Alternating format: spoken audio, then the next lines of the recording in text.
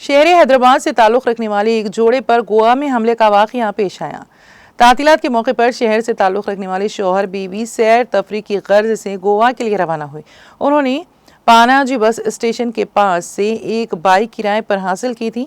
معاہدے کے مطابق وقت پر بائک واپس کرنے کے باوجود اس جوڑے سے مزید 200 روپے ادا کرنے کا مطالبہ کیا گیا۔ جب جوڑے نے وجہ دریافت کی تو ان کا بائک کرائے پر دینے والوں سے جھگڑا ہو گیا۔ بائک کرائے پر دینے والوں نے اپنے ساتھیوں کے ساتھ جوڑے پر حملہ کر دیا۔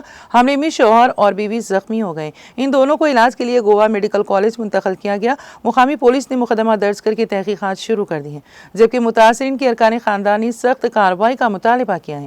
واضح ہے کہ ماضی میں بھی گوا میں سیاحوں پر حملے ہو چکے ہیں، جن میں جانی نقصان کے واقعات بھی پیش آ چکے ہیں۔ مقامی پولیس نے گوا آنے والے سیاحوں کو محتاط رہنے، بائک کرائے پر حاصل کرنے یا دیگر مالی لین دین میں واضح معاہدہ کرنے اور کسی تنازع کی صورت میں فوراً پولیس سے رابطہ کرنے کی ہدایت دی ہے۔